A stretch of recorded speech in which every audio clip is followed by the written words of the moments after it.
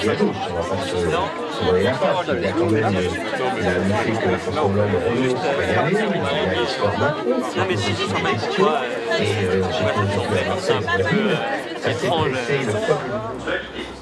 Soit plus du tiers des bureaux de vote en place, qui sont les bureaux certes où les votants sont les moins nombreux, mais en intégrant les bureaux, l'ensemble des suffrages des Français d'outre-mer et des Français de l'étranger qui ont voté soit hier, soit par voie électronique. Sur donc les 3090 bureaux de vote, le résultat est le suivant, et je le donne dans l'ordre du score le plus élevé vers le score le moins élevé. Benoît Hamon.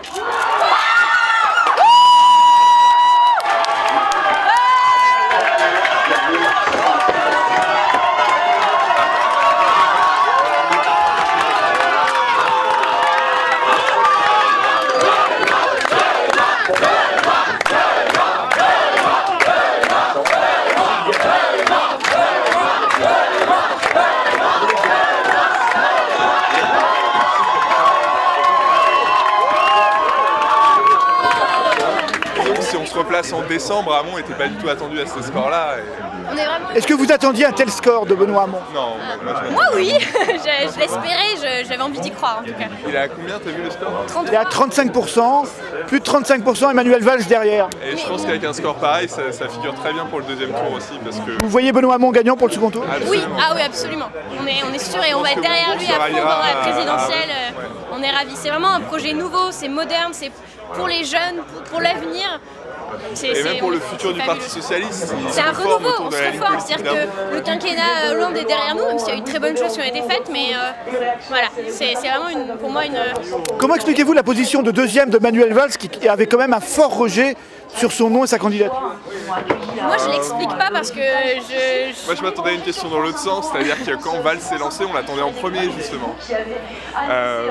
Qui incarnait toute la ligne social-démocrate de Hollande. Et... Mais on n'y croit plus, enfin, on ne croit plus en Valls, il a été Premier ministre pendant 3 ans.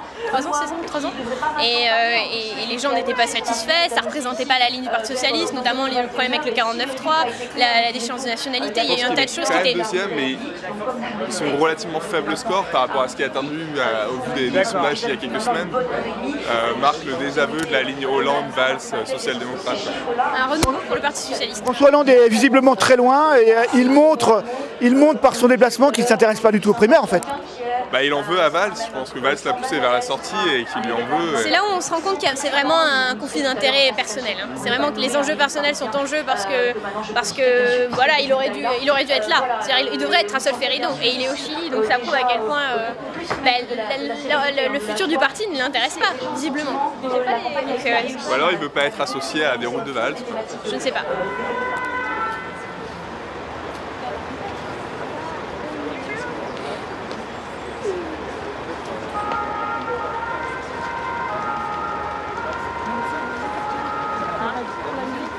Là, et le temps qui rentre, moi j'ai lancé par là.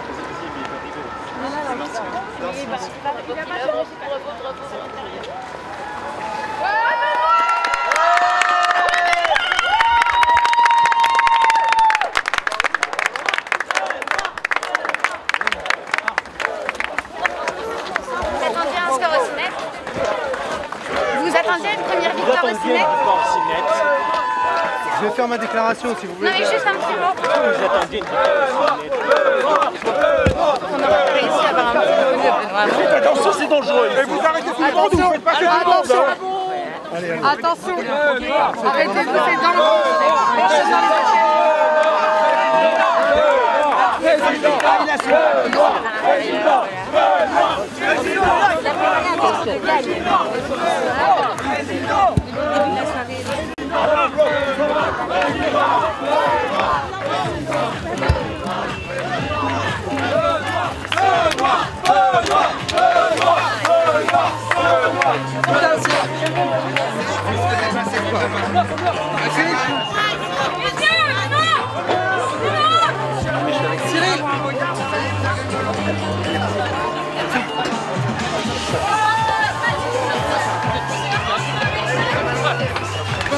Chier.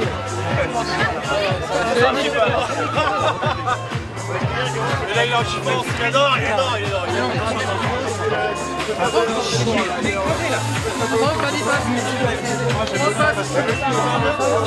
C'est le jeu.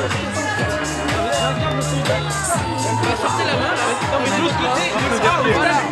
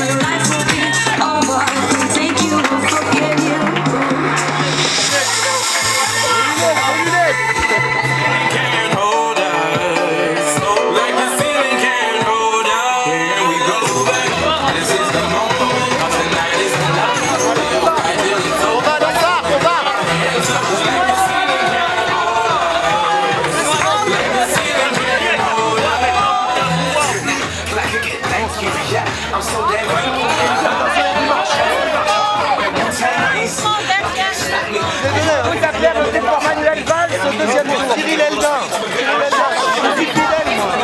Eldin un jour, Eldin toujours. C'est bon ça. Bon, c'est peut-être un bon ministre de Macron, sera-t-il un ministre